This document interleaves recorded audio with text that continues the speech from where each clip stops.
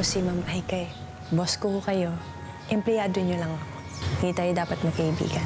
I'm not gonna stop. I'm not gonna give up until What? you can trust me that I can make this happen.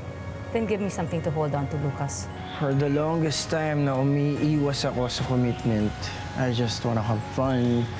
Pero nung nakilala at nakasama ko tong si Hope, I just realized gusto ko na magseryoso. Mayaman yung amo mo, ano? Kita ko yung suot na alahas, ang kinang. Hindi naman siguro peke yun. Kakainggit. Royal 164 failed. Nasa clone na yun yung key to success for this experiment. So nasa kanya rin siguro yung unique na DNA na kailangan natin para mabuo natin yung ibang clones. That's why kailangan ko talaga siya mahanap. It's her. Bukod sa nawalan ako ng pamilya, hanggang ngayon, misteryo pa rin yung pagkamatay nila. Lalo na si Christian. Hindi ko makakalimutan ang huling sinabi ng asawa ko. Hanapin ko daw yung anak namin. Hanapin ko daw si Bianca.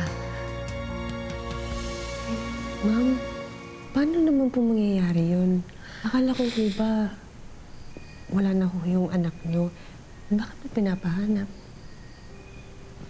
Hindi ko din alam. Naguguluhan din ako.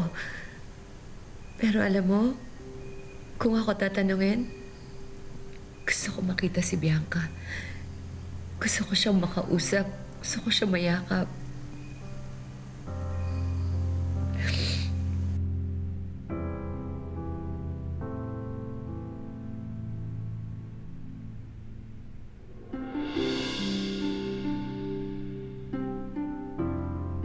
May lead na ako kung saan mahahanap yung clone. Papunta nga ako ngayon eh. Well, that's good news. Sinabi ko naman sa'yo, di ba? Hindi lang naman ikaw yung nagmamadali para mag-succeed yung project na to. I'm doing everything I can. Saka ka na magyabang. Kapag naiharap mo na sa akin yung clone na sinasabi mo.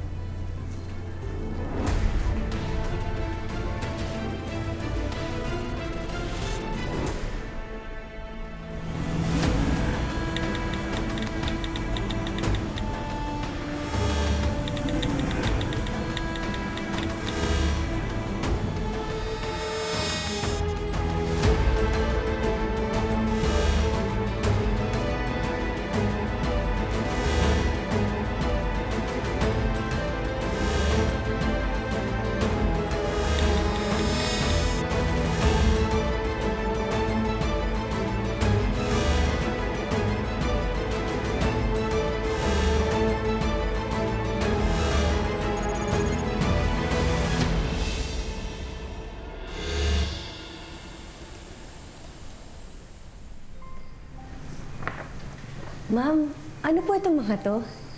Nagpatulong ako na bilan ka ng regalo. May mga groceries din dyan para sa pamilya mo. Ako, ma'am. Maraming salamat po. Meron ding dress dyan. Binili ko, nagpatulong ako kay Nurse Mitch. Sana magustuhan mo. Talaga po, ma'am?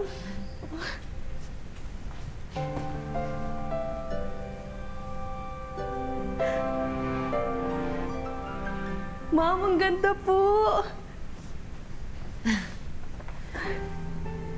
Nagustuhan mo ba? Opo, ma'am. Salamat po.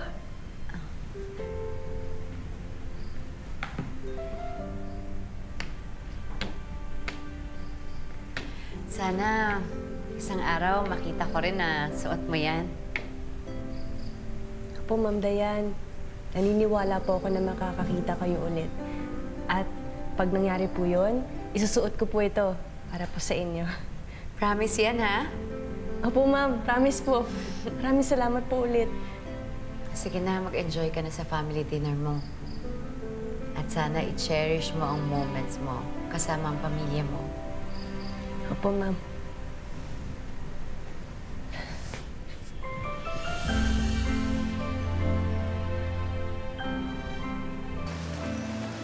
Hope!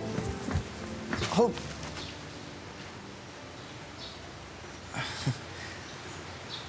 Tulungan na kita. Hindi, kaya ko na.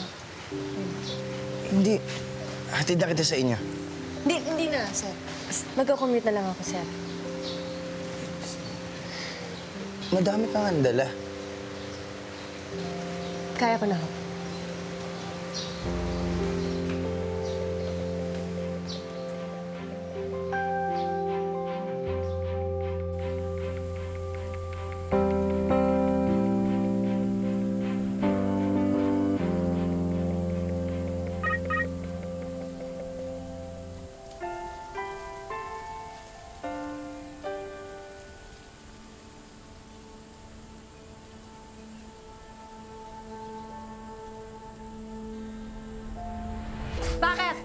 sumuka kay Jong? Wala akong pake sa sasabihin niya. Dahil alam mo kung bakit? Pag pinapili ko siya, kung kami ni Carnation o ikaw, sigurado ako, hindi ikaw ang pipiliin niya.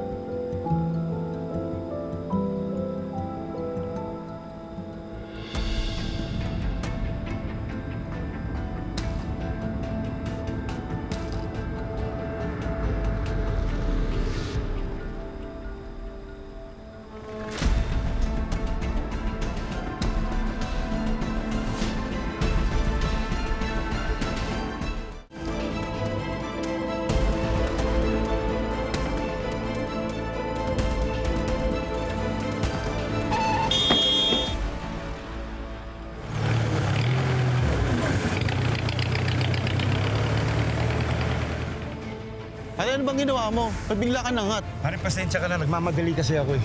Hindi pa pwede, pare. Kahit kung madali ka, nasitog muna ako eh.